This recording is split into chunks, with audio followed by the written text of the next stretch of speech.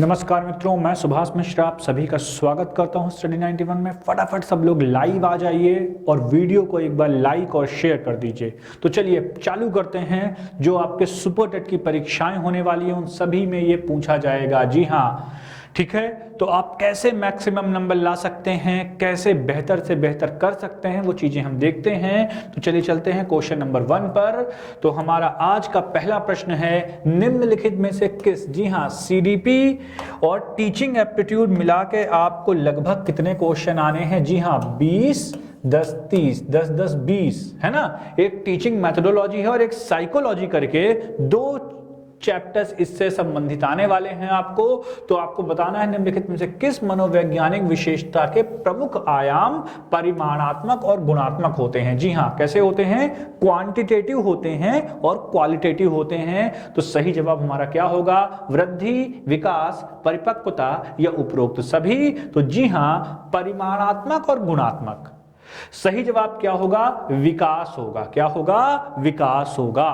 क्या होगा? विकास होगा। इसमें क्या मतलब है हमारा एक तो मतलब किससे है? क्वांटिटी से भी है और क्वालिटी से भी है। किससे है? क्वालिटी से भी है। जी हाँ मित्रों, किससे मतलब है हमारा? क्वांटिटी से भी मतलब है और क्वालिटी से भी मतलब है। एकाग्रता, संकल्प शक्ति और सकारात्मकता पर आप काम कर ही रहे होंगे। तो उसी कड़ी में हम लोग देखते हैं। सुपर टेट में अब बढ़िया नंबर लाने हैं आप सभी, बढ़िया जल्दी से यूपी टेट का रिजल्ट आए, आप सभी उत्तीर्ण हों और जल्दी से जल्दी आप जॉब में आए, ऐसी ही शुभकामनाएं हैं आपके लिए। तो यहां पर क्या हो गया? क्वांटिटेटिव और क्वालिटेटिव की जब हम बात करेंगे तो यहां पर हमारा क्या आएगा सही जवाब? जी हां, विकास की हम बात करेंगे। किसकी बात करेंगे? जी हां, हम बात करेंगे किसकी? विकास की चर्चा हम यहां पर करेंगे। चलते हैं दूसरे प्रश्न की ओर। अब संज्ञानात्मक विकास मानसिक विकास का लोकप्रिय सिद्धांत निम्नलिखित में से किस वैज्ञानिक द्वारा दिया गया है? जी हां, अगर यह प्रश्न कर ले और देखो यार, कभी भी अगर बात किसकी आ जाए, किसकी बात आएगी? संज्ञान की। किसकी बात आएगी? कॉग्निटिव डेवलपमेंट की। किसकी बात आएगी? संज्ञान की, कॉग्निटिव डेवलपमेंट की बात आएगी। तो हम जीन पियाजे, इवा पावलोव की अगर बात करेंगे तो इनका क्या है? प्राचीन अनुबंधन सिद्धांत। इन्होंने किस पर किया था? बिल्ली पर प्रयोग किया था। किस पर किया था? कैट पर प्रयोग किया था। कोर्ट लेविन गेस्टाल्टवादी, अल्पॉर्ट व्यक्तित्व के बारे में बताया है। तो जी हां, हमारा सही जवाब क्या हो जाएगा? जीन पियाजे होंगे हमारे सही जवाब। जीन पियाजे याद रखिएगा। अगर हम इनकी अवस्थाओं की बात करें तो इसमें हमारा क्या आएगा? एस, पी, सी और एफ। जी हाँ, ये चार कैटेगरी आएंगी, एस, पी, सी और एफ। क्या आएगा? एस, पी, सी, एफ। इवा पावलोव की बात करेंगे तो प्राचीन सिद्धांत दिया है। कर्ट लेविन की अगर हम बात करेंगे तो हम बात किसकी करेंगे? Kurt Lewin. जी हाँ, कोफका, कोहलर, मतलब कि हम जब बात करें किसकी? गेस्टाल्टवादियों की, तो हम यहां पर इसकी चर्चा करते हैं। किसकी चर्चा करते हैं? गेस्टाल्टवादियों की चर्चा करते हैं। अल्पॉर्ट यहां पर नहीं आएंगे। जी हां, कौन नहीं आएंगे? अल्पॉर्ट यहां पर सही विकल्प नहीं आएंगे, क्योंकि इन्होंने व्यक्तित्व के बारे में बताया है। सीडीपी का एक एक क्वेश्चन बहुत इंपॉर्टेंट है आपके लिए। चलते हैं अगले प्रश्न की ओर। तो क्रेचमर और शेल्डन के शारीरिक बनावट संबंधी व्यक्तिगत प्रकार के सिद्धांत के संदर्भ में निम्नलिखित में से कौन सा युग्म सत्य है? बताइए, कौन सा युग्म क्या बोल रहा है? कौन सा युग्म आपका सत्य है, ये बताना है। यहां पर क्या चर्चा की जा रही है, किसकी बात की जा रही है, इसको हम देखेंगे। क्रेचमर और शेल्डन के शारीरिक बनावट संबंधी व्यक्तिगत। तो क्या हो जाएगा इसमें हमारा? क्या हो जाएगा? पहला, दूसरा मतलब पिकनिक, एंडोमॉर्फिक, और तीसरा क्या होता है हमारा? जी हां, तीसरा क्या हो जाएगा हमारा? एक्टोमॉर्फिक। क्या हो जाएगा हमारा? एक्टोमॉर्फिक। तो जी हां, क्या हो जाएगा हमारा? पहला, दूसरा और तीसरा हमारा क्या हो जाएगा सही विकल्प? गोल काय, स्थूल काय, इस तरह की जो क्लासिफिकेशन किया था ना, जी हां, वही यहां पर पूछा गया है। किस तरीके से पिकनिक होता है, एस्थेनिक होता है, एस्थेटिक होता है, आप सभी ने उसको देखा ही हुआ है डिटेल्ड में। अगर ये लेक्चर में देखना है तो आप इसको जाके प्लेलिस्ट में जाके इसको डिटेल में देख सकते हैं और समझ सकते हैं। जी हां, तो चलिए चलते हैं अगले प्रश्न की ओर। व्यक्तित्व के प्रकार किसके प्रकार? व्यक्तित्व के प्रकार। किसके प्रकार? जी हां, व्यक्तित्व के प्रकार की अगर आप बात करेंगे तो व्यक्तित्व के प्रकार एवं शील गुण टाइप क्रम टेस्ट सिद्धांत, बहुत याद रखिएगा, के व्याख्याकार निम्नलिखित में से कौन से वैज्ञानिक हैं? जी हां, कौन से वैज्ञानिक हैं जो व्यक्तित्व के प्रकार एवं शील गुण टाइप की उन्होंने व्याख्या की है? किसने की है? आइजैक ऑलपॉट कैटल ने की है, गोल्डन वर्क पीडमोंट कोस्टा ने की है, कर्ट लेविन आइजैक कैटल ने की है और फ्रीडमैन रोजनमैन और फ्रेड ने की है। बहुत ही बढ़िया सा प्रश्न है। जी हां, बहुत ही बढ़िया सा प्रश्न है और आपको बताना है इसका सही जवाब। तो याद रखेंगे, अगर व्यक्तित्व के शील गुण मतलब ट्रेड्स की हमने बात की है तो अल्पार्ट महोदय का नाम उसमें आना तय है। जी हां, ना अल्पार्ट इसमें है, ना अल्पार्ट इसमें है, ना अल्पार्ट इसमें है, तो आपका सही जवाब क्या हो जाएगा? जी हां, आइजैक, अल्पार्ट और कैटल आपका हो जाएगा बिल्कुल ही सही जवाब। ठीक है फ्रेंड्स, वीडियो को जितने लोग देख रहे हो एक बार लाइक और शेयर करते जाइए। चलते हैं अगले प्रश्न की ओर। विद्यार्थियों में वांछित मनोवृत्तियों के विकास में सहायक हो सकते हैं। क्या सहायक हो सकते हैं? विद्यार्थियों में वांछित मनोवृत्ति मतलब डिजायरेबल जो उनकी क्या है मनोवृत्तियां हैं, दृश्य श्रव्य माध्यम, समाचार पत्र, पाठ्य पुस्तक, मल्टीमीडिया और उपरोक्त सभी मनोवृत्तियों के विकास में क्या सहायक हो सकता है, यह आपको बताना है। प्रश्न देख लीजिए, अच्छे से बढ़िया तरीके से प्रश्न देख लेंगे कि इनके विकास में क्या सहायक हो सकता है। वांछित विकास की बात हम यहां पर कर रहे हैं कि क्या सहायक होगा। तो देखिए, अगर हम बात करेंगे किसकी, अगर हम बात करते हैं किसकी, ये भी होगा, दृश्य श्रव्य भी होगा, समाचार पत्र और पाठ्य पुस्तक भी होगा, मल्टीमीडिया भी होगा। जी हां, वांछित मनोवृत्तियों में हमारा क्या सही जवाब हो जाएगा? सारे ही प्रश्न क्या हैं? जी हां, सभी जवाब सही होंगे। हिंदी इंडिविजुअल का हमारा जो ये बैच प्रारंभ है, इसको आप पढ़ सकते हैं, बढ़िया से एडमिशन ले सकते हैं। बहुत ही बढ़िया तरीके से यहाँ पर आपको चीजें बताई गई हैं, पढ़ाई गई हैं। सुपर टेट का भी नया बैच प्रारंभ हो चुका है। क्या हो गया है? नया बैच प्रारंभ हो चुका है। चलते हैं अगले प्रश्न की ओर। तार्किक चिंतन की प्रक्रिया है। जी हाँ, लॉजिकल थिंकिंग किस तरह की प्रोसेस है?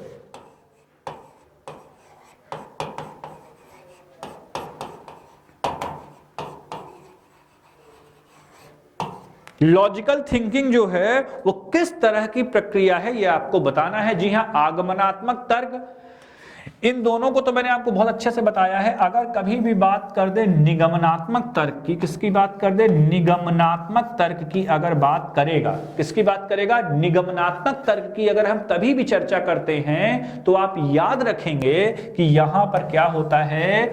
जनरल मतलब सामान्य से किस ओर जाते हैं? सामान्य से हम जाते हैं विशिष्ट की ओर। किसकी ओर जाते हैं? सामान्य से हम विशिष्ट की ओर जाएंगे।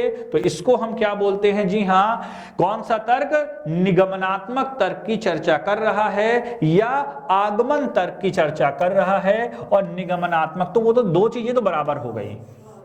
अब जो तार्किक चिंतन है, जो लॉजिकल थिंकिंग है, वो इंडक्टिव और डिडक्टिव, वो इंडक्टिव और डिडक्टिव दोनों मेथोडोलॉजी पर डिपेंडेंट होती है।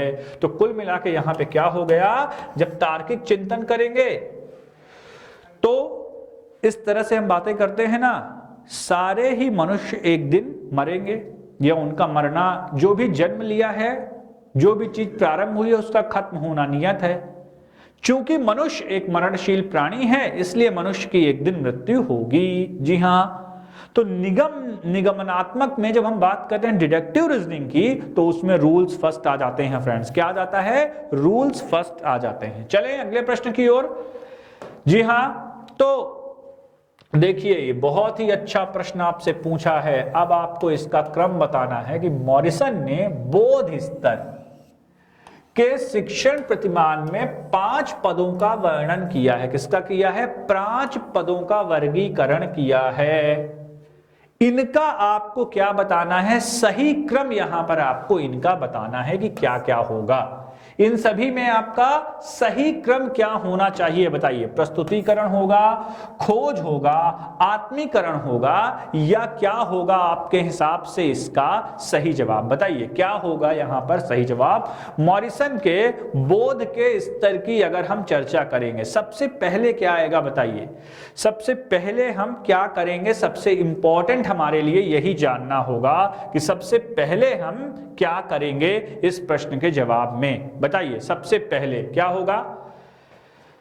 सबसे पहले क्या होगा बताइए? सबसे पहले तो हम करेंगे क्या? जी हां, किसी भी चीज की हम क्या करेंगे? पहले खोज करेंगे, खोज के बाद उसका प्रस्तुतिकरण करेंगे। क्या करेंगे? प्रस्तुतिकरण करेंगे। और वाचन अभिव्यक्ति सबसे अंतिम में आएगा। क्या आएगा? वाचन और अभिव्यक्ति सबसे अंतिम में आएगा।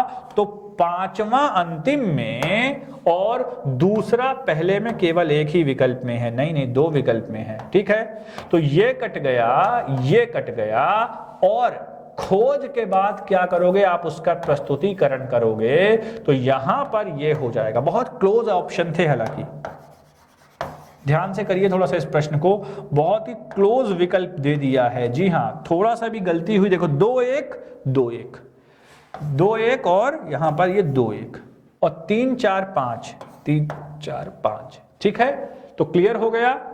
अगर मान लीजिए कहीं जा रहे हो, 2 ब्लॉक मिल गए, अंतिम मिल गया, तो फिर उसमें टाइम वेस्ट करने की आवश्यकता नहीं है। हमारा वही विकल्प 100% क्या होगा? सही जवाब होगा। जी हां, चलते हैं अगले प्रश्न की ओर। बालकों का अधिगम सर्वाधिक प्रभावशाली होगा। भाई कब अधिगम प्रभावशाली होगा? मतलब ज्यादातर क्या होगा? जी हां, क्या होगा? इफेक्टिव होगा। क्या होगा? मोस्ट इफेक्टिव होगा। बालकों का अधिगम क्या होगा? सर्वाधिक प्रभावशाली होगा। पढ़ने लिखने एवं गणितीय कुशलताओं पर ही बल होगा।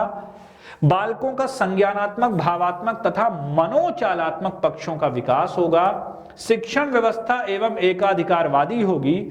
शिक्षक अधिगम प्रक्रिया में आगे होकर बालकों को निष्क्रिय रखेगा। जी हां, क्या रखेगा? बालकों को निष्क्रिय रखेगा। यह प्रश्न यहां पर पूछा जा रहा है। बालकों का अधिगम सर्वाधिक प्रभावशाली होगा। क्या होगा? सर्वाधिक प्रभावशाली होगा। किस कंडीशन में? अधिगम प्रक्रिया में आगे होकर बालकों को निष्क्रिय रखेगा, गलत। शिक्षण व्यवस्था एकाधिकारवादी होना चाहिए, गलत। बालकों का संज्ञानात्मक, भावात्मक और मनोचालात्मक पक्षों का विकास होना चाहिए, यह भी गलत। तो हमारा सही जवाब क्या होगा? सबसे बेहतर जवाब हमारा क्या होगा? कॉग्निटिव, इमोशनल एंड मेंटल सारे तरीके का डेवलपमेंट होगा, तो वही हमारा होलिस्टिक डेवलपमेंट होगा। बताइए सही है कि नहीं है? भाई आपके बैलेंस लाइफ चाहिए, केवल ज्ञान नहीं चाहिए, बल्कि सारी चीजों का हमारे अंदर क्या चाहिए? समाहित होनी चाहिए। क्या होनी चाहिए? सारी चीजें हमारे भीतर समाहित होनी चाहिए। जी हां, क्या होनी चाहिए? समाहित होनी चाहिए सारी की सारी चीजें।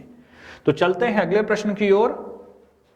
देखिए बहुत ही महत्वपूर्ण प्रश्न, परीक्षाओं में अक्सर यह प्रश्न पूछा जाता है, बहुत ही इंपॉर्टेंट प्रश्न है। मैंने इसकी ट्रिक भी आपको बताई हुई है कि कैसे इसको पकड़ेंगे। जी हां, ग्लेजर का अगर बात करते हैं, मैंने ये आपको याद करवाया था।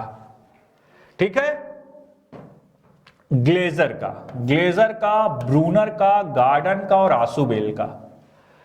प्रक्षा प्रशिक्षण प्रतिमान, संप्रत्यय उपलब्धि, अग्रिम संगठक, साइनेप्टिक शिक्षण प्रशिक्षण और बुनियादी शिक्षण प्रतिमान। जी हां, तो किसकी चर्चा हम यहां पर करेंगे, ये आपको बताना है। क्या होगा इस प्रश्न का सही जवाब? सबसे पहले ब्रूनर की अगर बात करेंगे, हम किसकी बात करेंगे? ब्रूनर की बात करेंगे। तो ब्रूनर किसकी बात करते थे? देखिए, समप्रत्यय उपलब्धि शिक्षण प्रतिमान की। किसकी बात करेंगे? एक चीज तो हमको मिली है, और वो क्या है हमारा? जी हां, ये वाला। क्या? समप्रत्यय उपलब्धि शिक्षण प्रतिमान हुआ। क्या हो गया? संप्रत्यय उपलब्धि परीक्षण। तो अब देखिए सी में चौथा, तो मतलब ये क्या हो गया हमारा? ए, ये हो गया हमारा बी, ये हमारा सी, और ये डी हो गया। इधर भी इसी तरह कर लीजिए, ए बी सी और डी। तो अगर ये हमारा ब्रूनर की बात कर रहे हैं हम, ए का चौथा, ठीक है, ब्रूनर से हम क्या देख रहे हैं, चौथा। तो ए में देखिए चौथा, इसमें भी नहीं है, इसमें भी नहीं है, इसमें भी नहीं है, वाह। तो मतलब आप आसानी से कर लेंगे, ये हो गया हमारा, सीधे मिल गया ए का चौथा। तो ए का चौथा संप्रत्यय उपलब्धि शिक्षण प्रतिमान हो गया हमारा, क्या हो गया जी हाँ, हमारा ये हो गया बिल्कुल ही सही जवाब। क्या हो गया, संप्रत्यय उपलब्धि परीक्षण की हम बात करेंगे। ठीक है, फिर इसके बाद हम क्या देखते हैं, तीसरा, मतलब कि बी में तीसरा है तो बी की क्या देखते हैं, अग्रिम की अगर हम बात करेंगे तो किसकी बात करेंगे, आसु बेल की बात करेंगे। किसके लिए, अग्रिम के लिए हम जब बात करेंगे तो किसकी बात करेंगे, किसकी बात करेंगे जी हां, तो हम चर्चा करेंगे किसकी, अग्रिम के बारे में, आसु बेल। ठीक, फिर आएगा हमारा क्या, अगर हम बुनियादी की बात करेंगे, देखिए सी का 1, तो बुनियाद किसने दी थी, ग्लेजर ने। बेल किसने बताई, तो सबसे पहले अग्रिम में पहुंचे थे, याद रखिए, जैसे ही बेल बजी तो अग्रिम रूप से वो वहां पहुंचे। तो किससे याद रखिए, आसु बेल, बेल बजी तो अग्रिम में पहुंचे। ग्लेजर, ब्रूनर मतलब संप्रत्यय उपलब्धि प्रशिक्षण, ब्रूनर ने क्या किया था, ठीक, ग्लेजर ने बुनियादी, ग्लेजर, ग्लेजर मतलब याद रखिए गीजर, ठंडी में जैसे इस समय ठंडी पड़ रही है ना, तो गीजर बहुत बुनियादी जरूरत है। और अंतिम में आएंगे डी का 2, गार्डन में क्या था, साइनेटिक्स का एक पौधा लगा था, ऐसे रट डालिए, साइनेटिक्स का एक क्या लगा हुआ था, पौधा लगा हुआ था। कहां लगा हुआ था, गार्डन में। तो ये हो गए आपके सारे के सारे सही जवाब। ठीक है, जितने लोग भी देख रहे हैं वीडियो को एक बार लाइक और शेयर अगर आप चाहें तो कर सकते हैं। चलते हैं अगले प्रश्न की ओर।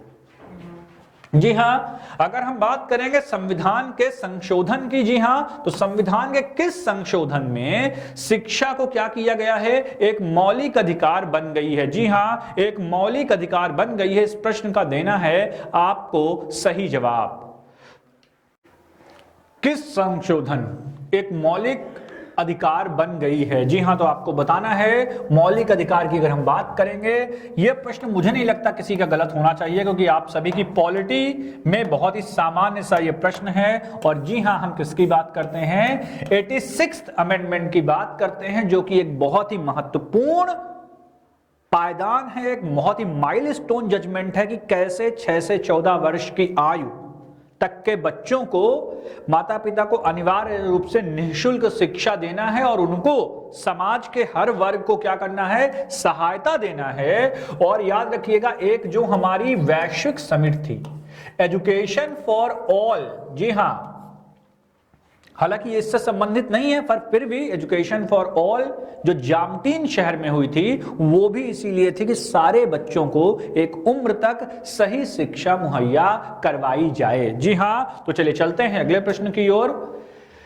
ऑनलाइन टेस्ट सीरीज हमारी स्टार्ट है सीबीटी 2 की 299 में, ग्रुप डी की 249 में, यूपी पुलिस कांस्टेबल का बैच भी प्रारंभ है, जिसको आप एडमिशन ले सकते हैं। चलते हैं अगले प्रश्न की ओर। अगला प्रश्न है हमारा, निम्नलिखित में से किस कौशल में पूर्व ज्ञान का परीक्षण किया जाता है। जी हां, किस कौशल में पूर्व ज्ञान का परीक्षण किया जाता है। तो पूर्व ज्ञान क्या है, किसी भी चीज में आपकी पहले की जानकारी क्या है, कितना बेहतर आप जानते हैं, आपको उससे संबंधित क्या जानकारियां हैं, मतलब उद्दीपन परिवर्तन कौशल, प्रस्तावना कौशल, समापन कौशल या प्रदर्शन कौशल। जी हां, किस तरह के कौशल की चर्चा आप यहां पर कर रहे हैं, उद्दीपन परिवर्तन कौशल की, प्रस्तावना कौशल की, या समापन कौशल की, या प्रदर्शन कौशल की। अब जब आप किसी चीज की प्रस्तावना देने जाते हैं, पृष्ठभूमि बताने जाते हैं मित्रों, तभी आप पूर्व ज्ञान के बारे में बताते हैं। सही बात है ना। तो यहां पे क्या हो जाएगा हमारा, सोचिए जरा सा, प्रस्तावना। प्रदर्शन कौशल नहीं, समापन में नहीं, उद्दीपन परिवर्तन भी नहीं। तो पूर्व ज्ञान का आपके क्या किया जाएगा, परीक्षण किया जाता है हमारे यहीं पर। कोई दिक्कत, कोई परेशानी, कष्ट, दिक्कत, समस्या, किसी का यह प्रश्न गलत तो नहीं हुआ है। जी हां, देख लीजिए, चेक कर लीजिए बढ़िया तरीके से। चलते हैं अगले प्रश्न की ओर। निम्न में से किसने अधिगम सिद्धांत का प्रतिपादन नहीं किया है। जी हां, किसने, यह प्रश्न भी बहुत पूछा जाता है। अधिगम सिद्धांत का प्रतिपादन नहीं किया है। तो करते करते प्रश्नों को तो रट जाना चाहिए कि कोहलर का हम लोग क्या देखते हैं मित्रों, सूझ का सिद्धांत देखते हैं। किसका सिद्धांत देखते हैं? सूझ का सिद्धांत देखते हैं। हम लोग किसकी बात करते हैं? सुल्तान नामक चिंपैंजी की बात करते हैं। किसकी बात करते हैं? सुल्तान नामक चिंपैंजी की बात करते हैं। फिर हम लोग स्किनर की बात करते हैं। स्किनर का हमारे क्या है? जी हाँ, क्या सिद्धांत है? स्किनर का क्रिया प्रसूत सिद्धांत है, हमने देखा है। कौन सा सिद्धांत है? क्रिया प्रसूत सिद्धांत है। क्रिया प्रसूत सिद्धांत में ही हम किसकी चर्चा करते हैं? जी हाँ, किसकी चर्चा करते हैं? हमने ये प्रयोग किस पर किया था? चूहे पर हमने ये प्रयोग किया था। और हमने ये प्रयोग कहां पर किया था? कबूतर के ऊपर ये प्रयोग किया था। अगर थॉर्नडाइक की बात करेंगे तो इनका त्रुटि और प्रयास, किसका है? त्रुटि और प्रयास का सिद्धांत था इनका। कौन सा है? त्रुटि और प्रयास का सिद्धांत है इनका, जिसको कि हम क्या बोलते हैं? Trial and error theory. क्या कहते हैं? Trial and error theory. किस पर किया था इन्होंने अपना प्रयोग? अपना प्रयोग इन्होंने किस पर किया था? कैट पर किया था, अर्थात बिल्ली पर किया था। किस पर किया था? कैट अर्थात बिल्ली पर किया था। तो जो बीएस ब्लूम हैं, इनकी क्या देखते हैं हम लोग? टैक्सोनॉमी देखते हैं। जी हाँ, टैक्सोनॉमी देखते हैं। इन्होंने किसी तरीके के अधिगम के सिद्धांत का प्रतिपादन नहीं किया था। क्या नहीं किया था? किसी भी अधिगम सिद्धांत का प्रतिपादन नहीं किया था। और जो हम लोग थॉर्नडाइक का देखते हैं तो इनके लिए हम क्या देखते हैं? उद्दीपक अनुक्रिया सिद्धांत के तौर पर हम देखते हैं कि किस प्रकार से किसी चीज को देखकर क्या होता है, स्वाभाविक तौर पर हमारे भीतर एक क्या आता है? स्टिमुलेंट आता है। और उसके अनुसार हम क्या करते हैं मित्रों? जी हाँ, उसके अनुसार हम क्या करते हैं? रिस्पॉन्ड करते हैं। क्या करते हैं? अनुक्रिया करते हैं, अर्थात रिस्पॉन्ड किया जाता है। क्या किया जाता है? रिस्पॉन्ड किया जाता है। याद रखेंगे इतना, क्या किया जाता है? रिस्पॉन्ड किया जाता है। चलते हैं अगले प्रश्न की ओर। सीखने का पठार। जी हां, सीखने का पठार। पहले तो ये समझिए सीखने का पठार क्या है। सीखने का पठार सीखने की प्रक्रिया के मुख्य अभिलक्षण हैं जो उस स्थिति को प्रकट करते हैं जिसमें सीखने की प्रक्रिया में कोई उन्नति नहीं होती। So what the question is saying? The question is saying that who said when your learning ability or your learning efficiency is being in hindrance, when you are not able to learn, and this is the chart which is like this. Okay guys, so that is the chart. That is the chart we have. So here no progress is happening. यहां पे क्या हो रही है? कोई भी progress नहीं हो रही है। पूछा यह है कि who had given this statement, किसने इस कथन को दिया है? तो आप याद रखेंगे स्किनर ने, रॉस ने, हॉलिंगवर्थ ने, या किसने दिया है? गेट्स एंड अन्य ने। तो इसका सही जवाब हमारा क्या हो जाएगा? जी हां, हॉलिंगवर्थ ने दिया है। इसके बारे में हमारा सही जवाब क्या होगा?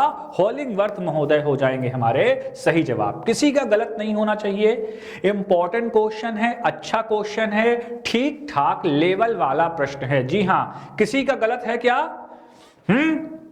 सीखने की प्रक्रिया में हॉलिंगवर्थ कुछ लोग लगाएंगे और कुछ लोग लगाएंगे, जी हां, किसको? रॉस को लगाएंगे।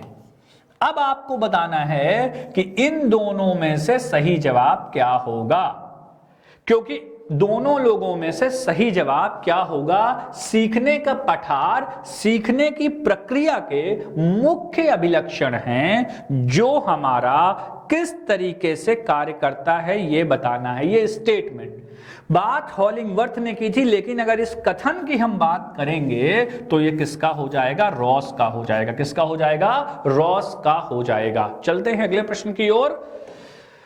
बच्चों की वृद्धि मुख्यतः संबंधित होती है। भैया बच्चों की वृद्धि की बात कर रहा है। देखो याद रखना, बहुत ही अच्छा टर्म है। किसकी बात कर रहा है? जी हाँ, ग्रोथ की बात कर रहा है। किसकी बात कर रहा है? ग्रोथ की बात कर रहा है। किसकी बात कर रहा है? ग्रोथ की बात हो रही है।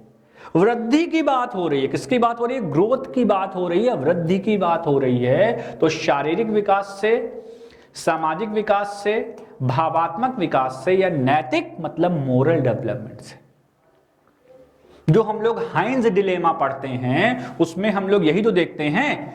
नैतिक विकास में हम लोगों ने पढ़ा है हाइंज डिलेमा में कि इसके 3 चरण होते हैं, है ना?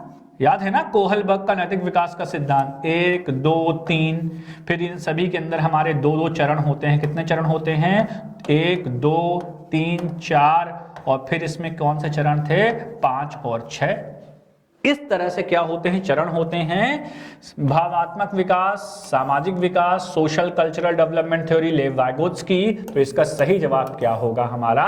केवल वृद्धि पूछा है, तो यहां पर हमारा सही जवाब क्या होगा मित्रों? जी हां, हमारा सही जवाब होगा शारीरिक विकास से। किस विकास से? शारीरिक विकास से। अगले प्रश्न की ओर चलते हैं। किसने मल्टी डायमेंशनल बहुविमात्मक प्रज्ञा बुद्धि के बारे में बात कर रहा है? और बहुत ही बड़ी बात इन्होंने कही थी, मल्टी डायमेंशनल थ्योरी किसने दी है? किसने दी है multi dimensional theory? Who had given the multi dimensional theory of intelligence?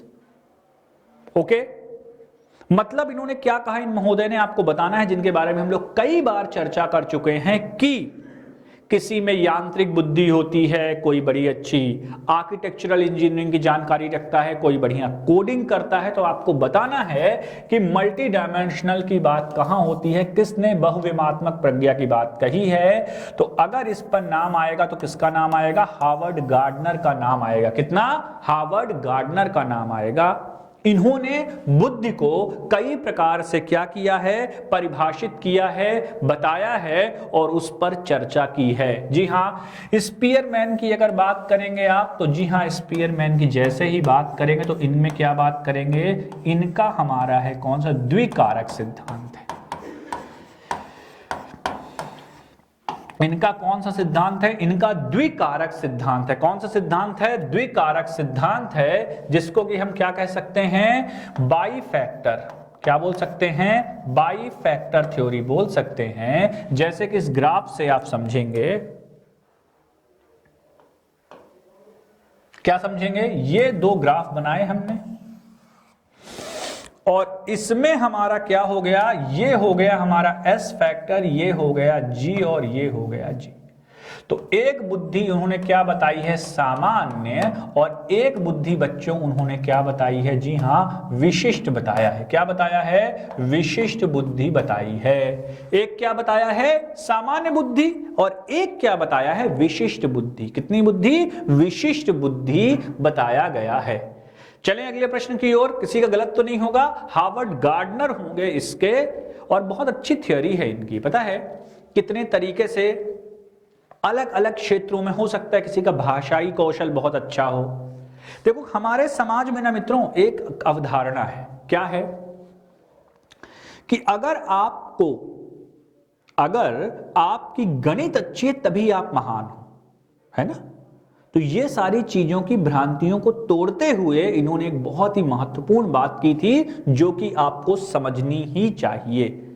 ठीक है, तो चलिए चलते हैं अगले प्रश्न की ओर। बहुत ही महत्वपूर्ण प्रश्न आपके स्क्रीन पर, लेकिन उसके पहले जैसा कि हम रोज बताते हैं, नितिन सर के हैंड रिटन नोट्स हैं, ई बुक्स, प्राचीन मध्यकालीन आधुनिक इतिहास, फिजिक्स, केमिस्ट्री, बायोलॉजी और भारतीय राज्य व्यवस्था, सामान्य हिंदी और इंडियन ज्योग्राफी के। तो चलिए चलते हैं अगले प्रश्न की ओर। अगला प्रश्न आपकी स्क्रीन पर है, किस वैज्ञानिक ने बुद्धि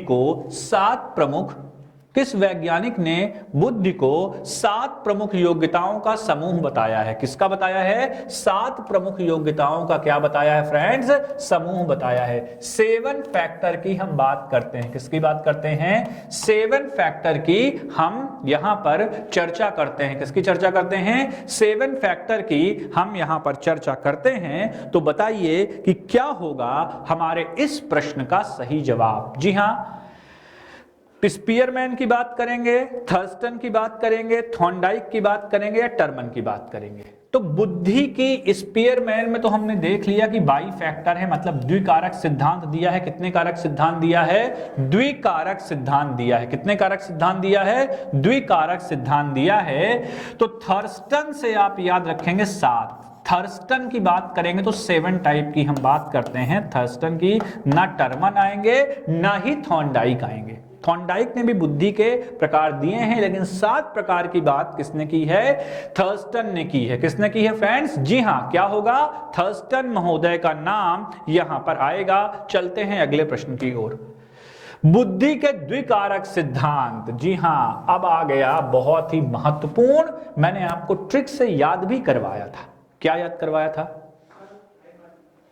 आदमी जो होता है वो हमेशा 2 तरीके का होता है, सामने कुछ और पीछे कुछ और। पता है आपको? आदमी में 2 फैक्टर हमेशा होते हैं। तो मैन से हमेशा याद रखिएगा हमारा द्विकारक सिद्धांत। क्या याद रखेंगे? द्विकारक सिद्धांत। एक हो गया जनरल, दूसरा हो गया स्पेसिफिक।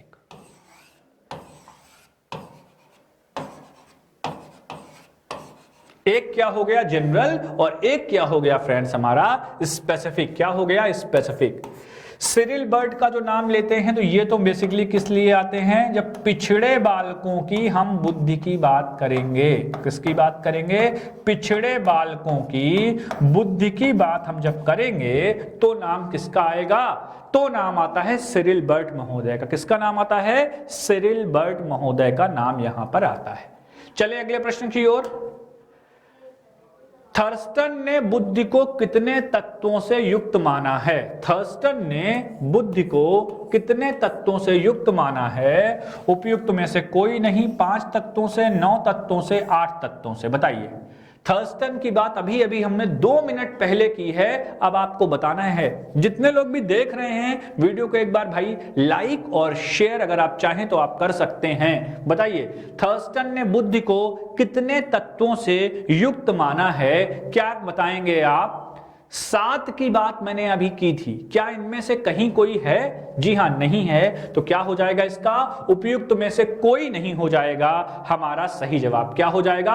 उपयुक्त में से कोई नहीं। किसी का प्रश्न गलत नहीं होना चाहिए। जी हां, बताइए कितने तत्वों की बात हम यहां पर करने वाले हैं? किन किन लोगों ने वीडियो को एक बार लाइक और शेयर जरूर करते रहे। कितने लोगों ने हमारे इस टाइप को माना है? बताइए। थर्स्टन ने बुद्धि को कितने तत्वों से क्या माना है? युक्त माना है। इसकी चर्चा हम यहां पर करेंगे। तो कितने, देखो, जो बुद्धि है, मतलब जब हम बात करते हैं किसकी? इंटेलिजेंस की बात करते हैं। किसकी बात करते हैं? इंटेलिजेंस की। तो ये सबसे कॉम्प्लेक्स चीज है। क्या है? मानव में सबसे कॉम्प्लेक्स, अगर जटिल कोई अवस्था है तो वो हमारी क्या है? जी हां, हमारी बुद्धि है। और बुद्धि की परिभाषा में हमेशा ये चीज लगाइएगा कि आपके सामर्थ्यों का समुच्चय है ये। क्या है? आपके सामर्थ्यों का क्या है ये? समुच्चय की बात यहां पर की जाती है। जी हां, तो क्या होगा? कितने तत्वों की हम बात करेंगे? अभी देखिए पीछे वाले क्वेश्चन में जाते हैं हम लोग। तो थर्स्टन ने 7 प्रमुख तरीकों से बताया था, लेकिन बाद में उसको बढ़ाया भी था। ठीक है, तो इसको हम लोग यहां पे देखेंगे। तो कुल मिला के फिर बाद में क्या चर्चा हुई है? 9 तत्वों की बात हम करते हैं। तो इनमें से कोई नहीं हम 7 के हिसाब से लगाएंगे, लेकिन फिर बढ़ा के उसको कितना किया था? 9 किया था। तो दोनों ही प्रश्न सही होंगे। इनमें से कोई नहीं आप नहीं लगाएंगे अगर इस रीजनिंग से देखेंगे तो।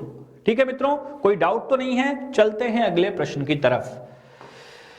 बुद्धि परीक्षण किसी प्रकार का कार्य अथवा समस्या होती है। क्या होती है? समस्या होती है, जिसकी सहायता से एक व्यक्ति की मानसिक योग्यता का क्या किया जाता है? मापन किया जाता है। क्या किया जाता है? मापन किया जाता है। यह कथन किसका है? यह आपको बताना है। बहुत ध्यान से पढ़िएगा। So what he is saying, what is the statement? बुद्धि परीक्षण मतलब intelligence evaluation is a type of a problem by which, जिसकी मदद से, हेल्प से एक व्यक्ति की we can determine his mental age, that is the question. So ये कथन किसका है ये आपको बताना है। टर्मन का है, ड्रेवर का है, बिने का है, या कि किसका है मित्रों? जी हां, रोर्शा का है, ये आपको बताना है। तो देखिए, बुद्धि में आपका मन कितना है, किसी काम को करने में इस पर बुद्धि का बहुत असर पड़ता है। ट्रिक से याद रख लीजिए। तो यहां पे क्या है? मन। जी हां, इसका सही जवाब क्या हो जाएगा? टर्मन होगा इसका सही जवाब। ठीक है मित्रों, चलते हैं अगले प्रश्न की ओर। बुद्धि लब्धि का सूत्र बहुत महत्वपूर्ण आ चुका है स्टैनफोर्ड यूनिवर्सिटी, और इंग्लिश में सीधे लिख लेते हैं IQ बराबर mental age upon current age into 100। किसकी बात करते हैं? Mental age upon current age into 100। तो यहां पर मेंटल एज आ गया, यहां पर करंट एज आ गया, और इंटू कितना हो गया? 100। तो जी हां, बुद्धि लब्धि में हमारा सही जवाब क्या हो जाएगा? दूसरा हो जाएगा सही विकल्प। कोई दिक्कत, कोई डाउट है ना? और इसी फॉर्मूले से हम लोग बुद्धि परीक्षण निकालते भी हैं। हमने इसकी क्या किया हुआ है? क्या किया हुआ है? अरे लेकिन देखिए यहां पर 1000 लिखा हुआ है, तो ये गलत हो जाएगा। जल्दीबाजी में नहीं करिएगा, है ना? मानसिक आयु, वास्तविक आयु, चौथा विकल्प सही होगा। कौन सा होगा? चौथा विकल्प सही होगा, क्योंकि यहां पर 1000 लिखा हुआ है और लिख क्या रहे हैं हम लोग लिख रहे हैं 100। इंटू किससे होगा? 100 से इंटू होगा। किससे इंटू होगा फ्रेंड्स? 100 से इंटू होगा। तो ये है हमारा लेखपाल, ग्राम, समाज और विकास। आप इस सेट को ले सकते हैं, पढ़ सकते हैं। बताइए, 71 से 80 बुद्धि वाले बालक को क्या कहा जाएगा? सामान्य कितना आता है? सामान्य कितना आता है? 89 से 90 से मान लो 110। अब इसके नीचे है, इसके नीचे है, तो मतलब अल्प बुद्धि होगा, सामान्य बुद्धि होगा नहीं। इनमें से कोई हट गया। अब आता है अल्प बुद्धि और मंद बुद्धि। तो मंद बुद्धि, अल्प बुद्धि, और उसके बाद आता है जड़ बुद्धि। मंद बुद्धि, अल्प बुद्धि, और उसके बाद क्या आता है? जड़ बुद्धि। तो यही पास में है ना। तो सबसे पहले क्या? मंद बुद्धि, अल्प बुद्धि। तो इसमें हमारा क्या हो जाएगा? बताइए, मंद होगा कि अल्प होगा? इसका जवाब आपको देना है। कौन सी बुद्धि की बात हम यहां पर कर रहे हैं? जी हां, तो मंद बुद्धि के बाद क्या आएगा? अल्प बुद्धि। तो क्या हो जाएगा उसका? जी हां, अल्प बुद्धि वाला बालक होगा। कैसा बालक होगा? अल्प बुद्धि वाला बालक होगा। अगला प्रश्न देखते हैं। कौन सा बुद्धि लब्धि स्तर मंद बुद्धि वाले बच्चों की प्रशिक्षण योग्य बुद्धि लब्धि स्तर कहलाता है? कैसा योग? जी हां, प्रशिक्षण योग्य की बात हम कर रहे हैं। 70 से हमारा 89 की बात कर रहे हैं, 50 से 69 की बात कर रहे हैं, 81 से 90 की बात कर रहे हैं। तो क्या होगा हमारा सही जवाब, जिसमें उनको ट्रेन करके उनको सही किया जा सके? अगर ये प्रश्न आता है तो आप क्या लगाएंगे? 21 से 90 की बात करेंगे। किसकी बात करेंगे? 21 to 90। किसकी बात करेंगे? 21 to 90 की बात हम करते हैं। चलते हैं अगले प्रश्न की ओर। एक बालक या बालिका जिसकी बुद्धि लब्धि कितनी है? 100 है, मानसिक आयु 10 है, और नॉर्मल आयु कितनी है? 10, तथा शैक्षिक आयु भी 10 है। अतः इसे किस श्रेणी में रखा जाएगा? एक बालक या बालिका जिसकी बुद्धि लब्धि मतलब IQ कितना है? IQ कितना है उसका? 100 है। मानसिक आयु मतलब मेंटल एज 10 है, मानसिक आयु 10 है, अवस्थि आयु 10 तथा शैक्षिक आयु भी 10 है। ठीक है, तो उसको कितने में, किस तरह में रखा जाएगा? पिछड़े में, सामान्य में? अब उसकी देखो बुद्धि लब्धि पहले ही बता दी 100, और बुद्धि लब्धि कितनी है? हम लोग कितना देखते हैं? 89 से 110 के बीच में देखते हैं। कितना देखते हैं? 89 से 110 के बीच में देखते हैं। ठीक है, तो बताइए वो किस तरह का बालक होगा? अगर ये स्थिति है उसकी, थोड़ा टेक्निकल पढ़िएगा बढ़िया से और इस फॉर्मूले में रखिए, तो क्या होगा इस प्रश्न का हमारा सही जवाब? क्या होगा? 100 पहले ही बता दिया है यार, तो क्या हो जाएगा? सामान्य हो जाएगा। 89 से 90 से 110 की रेंज हम मान के चल रहे हैं, क्योंकि कोई पैमाना तो है नहीं कि नाप लिया कि 160 सेंटीमीटर। तो जी हां, वही चर्चा यहां पर की गई है। अगला प्रश्न देखते हैं। बुद्धि पर वंशानुक्रम का प्रभाव किसने कहा है? बस, जी हां, बताइए। बुद्धि पर वंशानुक्रम का प्रभाव होता है, भाई कुछ लोग होते हैं जो जन्मजात इंटेलिजेंट पैदा होते हैं। क्या बोल रहा है? जन्मजात इंटेलिजेंट पैदा होते हैं। सबसे पहले बुद्धि पर काम भी किया है। तो हम बात किसकी करेंगे? टर्मन महोदय की बात करेंगे। और आज के सेशन का जो अंतिम क्वेश्चन है वो आपकी स्क्रीन पर, निम्न में से कौन सा स्टर्नबर्ग का बुद्धि का त्रिस्तरीय सिद्धांत का एक रूप नहीं है? जी हां, बहुत ही बढ़िया, बहुत ही शानदार क्वेश्चन है। आपको बताना है उन्होंने क्या बात की थी? प्रायोगिक, संसाधन पूर्व और गणितीय, लेकिन उन्होंने व्यवहारिक बुद्धि की कोई बात नहीं की थी। जी हां, तो हमारा क्या हो जाएगा? यही जवाब हमारा सही हो जाएगा। ठीक है मित्रों, चलिए सब लोग बताइए कि आप पे कितने प्रश्न आज के सेट में सही हुए हैं और कितने हैं आपके जी हां गलत। तो जी हां, फटाफट बताएंगे सारे लोग। तो आई होप कि आज के सेशन आपको बढ़िया आया होगा। एकाग्रता, संकल्प शक्ति और धैर्य को बनाए रखें। आज के लिए बस यहीं तक। धन्यवाद, नमस्कार, जय हिंद।